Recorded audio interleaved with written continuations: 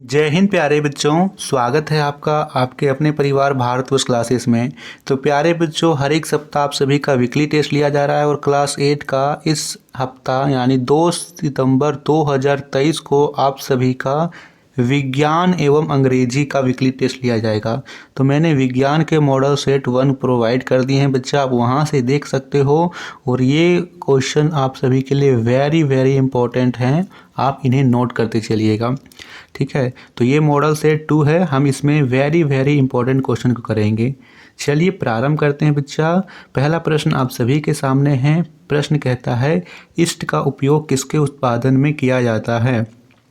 चीनी, alcohol, HCl या oxygen? बताइए इसमें से क्या होगा। ईस्ट का उपयोग हम लोग किसके उत्पादन में करते हैं? वेरी गुड, बी नंबर सही है आप लोगों का। अल्कोहल बिल्कुल सही उत्तर है बच्चा। यहाँ पे ईस्ट का उपयोग हम लोग अल्कोहल के उत्पादन में करते हैं। प्रश्न संख्या 2। बिल्कुल बच्चे, जिस तरह आपके प्रश्न एग्जाम में प्रश्न पूछे जाएंगे उसी तरह के हम यहाँ पे इस वीडियो में 16 प्रश्नों को करेंगे। कितने प्रश्नों को करेंगे? 16 प्रश्न को। दूसरा प्रश्न आपसे पूछा गया है चीनी को अल्कोहल में बदलना क्या कहलाता है? मोल्डिंग, किण्वन, नाइट्रोजन स्थिरीकरण या फिर इनमें से कोई नहीं? तो यहाँ पे आपको ध्यान रखना है बच्चा, चीनी को अल्कोहल में बदलना किण्वन कहलाता है और इस प्रक्रिया की खोज सबसे पहले लुई पाश्चर ने की थी। किसने की थी? Louis Pasteur. ये नाम आपको ध्यान में रखना है, लुई पाश्चर ने किण्वन की खोज की थी। अगला प्रश्न देखिए, प्रश्न संख्या 3। डेंगू परजीवी का वाहक है। यहाँ पे डेंगू जो कि एक रोग है वो किस परजीवी का वाहक है? इसको फैलाने का काम कौन करता है? मादा एडिस मच्छर, घरेलू मक्खी, कॉकरोच या इनमें से कोई नहीं? बताइए सही विकल्प क्या होगा बच्चा? सही विकल्प होगा ए। जितने भी बच्चों ने ए में सही किया है उन सभी का उत्तर सही है। मादा एडिस मच्छर डेंगू फैलाने का काम करती है। यहाँ पे आपसे एक और प्रश्न पूछा जा सकता है, मलेरिया। मलेरिया का जो वाहक है वो कौन है? मलेरिया को कौन फैलाता है? तो मादा एनाफ्लीज मच्छर। कौन सा मच्छर बच्चा? मादा एनाफ्लीज। एनाफ्लीज मच्छर आपको याद में रखना है। प्रश्न संख्या 4 को करेंगे। पेनिसिलिन की खोज किसने की? विकल्प दे रखा है Louis Pasteur, Edward Jenner, Robert Koch या इनमें से कोई नहीं। आप यहाँ पे डी में एक और विकल्प ऐड कर लीजिए, अलेक्जेंडर फ्लेमिंग। अलेक्जेंडर फ्लेमिंग यहाँ पे आप डी ऑप्शन में ऐड कर लीजिए बच्चा, अलेक्जेंडर फ्लेमिंग। इसमें से सही विकल्प क्या होगा? A Louis Pasteur, B Edward Jenner, C Robert Koch, D Alexander Fleming. तो यहाँ पे सही उत्तर है बच्चों अलेक्जेंडर फ्लेमिंग। विकल्प डी आपका सही उत्तर है, अलेक्जेंडर फ्लेमिंग आपका बिल्कुल सही उत्तर है। बात किया जाए यहाँ लुई पाश्चर, तो लुई पाश्चर ने खोज की थी किण्वन की। एडवर्ड जेनर ने खोज की थी चेचक की। चेचक का जो प्रथम टीका होता है, चेचक के टीके की खोज किसने की थी? एडवर्ड जेनर ने की थी। तो फिर से हम देख लेते हैं, लुई पाश्चर किण्वन, एडवर्ड जेनर चेचक की टीके, रॉबर्ट कोच कोशिका और अलेक्जेंडर फ्लेमिंग यहाँ पे पेनिसिलिन की खोज की थी, प्रथम प्रतिजैविक जो था, प्रथम एंटीबायोटिक। प्रश्न संख्या 5 को करते हैं। इनमें से क्या विद्युत धारा का कुचालक है? यहाँ पे विद्युत धारा का कुचालक पूछ रखा है, यानी इनमें से विद्युत धारा प्रवाहित नहीं हो सकती है।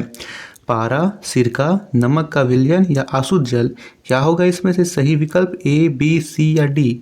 सही विकल्प है आसुत जल। जो आसुत जल होता है वो विद्युत धारा का कुचालक होता है। विकल्प डी आपका सही उत्तर है।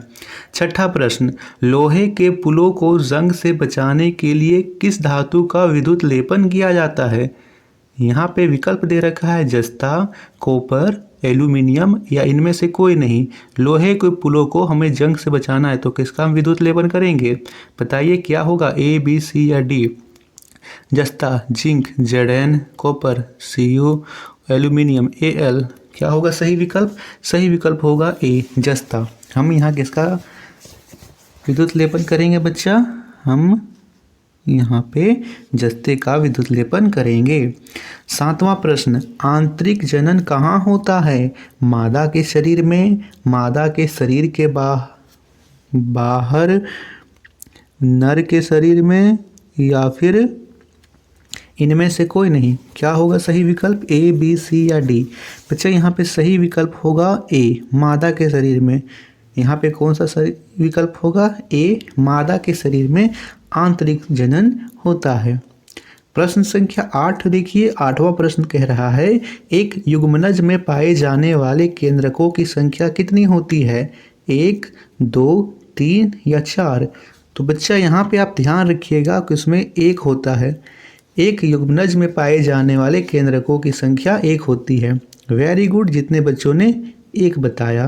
प्रश्न संख्या 9 को देखिए, एक विद्युत सेल में कितने टर्मिनल होते हैं? जल्दी बताइए बच्चों, एक विद्युत सेल में कितने टर्मिनल होते हैं? विकल्प है 1, 2, 3 या 4। 1, 2, 3 या 4? सही उत्तर होगा 2। एक प्लस का यानी धनात्मक और एक ऋणात्मक, 2 ही टर्मिनल होते हैं, पॉजिटिव एंड नेगेटिव। प्रश्न संख्या 10वां, बल का मात्रक क्या है? मीटर, न्यूटन, न्यूटन मीटर या इनमें से कोई नहीं? सही विकल्प क्या हो जाएगा? ए, बी, सी या डी? यहाँ पे सही विकल्प होगा बी, न्यूटन। बल का मात्रक न्यूटन होता है। बताइए अभी तक 10 में से 10 कितने बच्चों का सही है? 10 में से 10 कितने बच्चों का सही है? और बच्चा यदि आपके प्रश्न 1, 2 गलत हो रहे हैं तो बच्चा उन प्रश्नों को ज़रूर नोट कीजिए। कोशिश कीजिएगा कि यहाँ गलती हो जाए लेकिन परीक्षा में मेरे गलत ना हो। 11वां प्रश्न आपसे पूछा गया है, कोई भी वस्तु किस बल के कारण पृथ्वी में गिर जाती है? यानी पृथ्वी हर एक वस्तु को अपनी ओर आकर्षित करती है, इसके पीछे कौन सा बल है? गुरुत्वाकर्षण बल, अपकर्षण बल, संपर्क बल या इनमें से कोई नहीं? तो यहाँ पे याद रखना है बच्चा, गुरुत्वाकर्षण। कौन सा फोर्स? गुरुत्वाकर्षण। यहाँ पे ग्रेविटेशनल फोर्स, जिसे हम गुरुत्वाकर्षण बल भी कहते हैं। 11वां प्रश्न गुरुत्वाकर्षण। 12वां प्रश्न पूछा गया है, बेलों द्वारा गाड़ी को खींचना किस प्रकार का उदाहरण है? पेशीय बल, बल, भार या इनमें से कोई नहीं? क्या होगा? ए, बी, सी या डी? तो यहाँ पे सही उत्तर होगा ए, पेशीय बल। प्यारे बच्चों, आप लोगों को वीडियो पसंद आ रही हो तो प्लीज़ बच्चा लाइक कीजिएगा और शेयर ज़रूर कीजिएगा। यदि आप लोग भारतवर्ष क्लासेस पर पहली बार आए हैं तो प्लीज़ बच्चा सब्सक्राइब कीजिएगा और आपको सूचना मिल जाए जब भी वीडियो अपलोड हो तो आप नोटिफिकेशन बेल आइकन को भी ज़रूर ऑन कीजिएगा। निम्न में से कौन सा गुण धातुओं में नहीं पाया जाता है?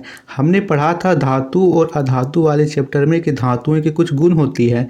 वे चमकती है ना, पीटने पर लंबी होती है, विद्युत की सुचालक होती है, ऊष्मा की सुचालक होती है, ठीक है, वे ठोस होती है। तो यहाँ से हमने पढ़ा था। तो आप इस गुणों में देखिए कि उसमें चमकता होती है, तन्यता होती है, चालकता होती है, लेकिन वे भंगुर नहीं होती है, वे ठोस होती है। भंगुर गुण अधातुओं का होता है। तो यहाँ पे सही विकल्प होगा सी, धातुएं भंगुर नहीं होती है, ठीक है। प्रश्न संख्या 14, कौन सा एकमात्र अधातु जो विद्युत का सुचालक है? यहाँ पे हमने पढ़ा कि जो धातु है वो विद्युत का सुचालक है, लेकिन यहाँ पे एक ऐसी अधातु है जो विद्युत का सुचालक है। आपसे अपवाद जरूर पूछा जाएगा, है ना। अपवाद को आपको जरूर याद रखना है, जैसे कुछ अपवाद होते हैं। सबसे पहले यहाँ पे क्या होगा, कौन सी अधातु है जो विद्युत का सुचालक है? ग्रेफाइट। क्या होगा बच्चा? ग्रेफाइट। धातुओं में आपको पूछा जाता है कौन सी ऐसी धातु है जो कमरे के ताप पर द्रव अवस्था में पाई जाती है? तो याद रखना है पारा। क्या होता है? पारा। कौन सी ऐसी धातु है जिसके चाकू से आसानी से काटा जा सकता है? सोडियम। मुलायम होती है, ठीक है। को अधातु में आपसे अपवाद में पूछा जाता है कि कौन सी अधातु सबसे कठोर होती है? तो हीरा, ठीक है। कौन सी अधातु जिसमें विद्युत का सुचालक है? ग्रेफाइट। तो आपको अपवादों को जरूर याद रखना है बच्चा। 15वां प्रश्न, क्लोरोप्लास्ट किसमें पाया जाता है? जंतु कोशिका में, पौधे कोशिका में, दोनों में या इनमें से कोई नहीं? बताइए इसमें सही विकल्प क्या होगा? ए, बी, सी या डी? तो यहाँ पे याद रखना है आपको, पौधे कोशिका में क्लोरोप्लास्ट पाया जाता है। किस में पाया जाता है? पौधे कोशिका में। एक और चीज़ जो कि पौधे कोशिका में भी पाई जाती है, कोशिका भित्ति। कौन सी चीज़ बच्चा? कोशिका भित्ति। ये भी आपको याद रखना है कि कोशिका भित्ति केवल पौधे कोशिका में ही पाई जाती है, यहाँ पे जंतु कोशिका में ये नहीं पाई जाती है। 16वां प्रश्न, इनमें से क्या एक कोशिकीय जीव है? मनुष्य, मक्खी, अमीबा या तितली? यानी एक ऐसा जीव जिसमें अंतर्गलन, पाचन, निष्कर्षण सभी एक कोशिका के द्वारा होता है। तो मनुष्य में ये संभव ही नहीं है, मक्खी में भी नहीं है और तितली में भी नहीं है। ये अमीबा में होता है। अमीबा एकल कोशिकीय जीव होता है। अमीबा का आकार अनियमित होता है। ये सभी चीज़ें आपको ध्यान में रखनी है। तो बच्चों ये थे 16 most important MCQs question class 8 weekly test के लिए। आप लोगों को वीडियो को लाइक और शेयर ज़रूर करना है। थैंक यू बच्चा।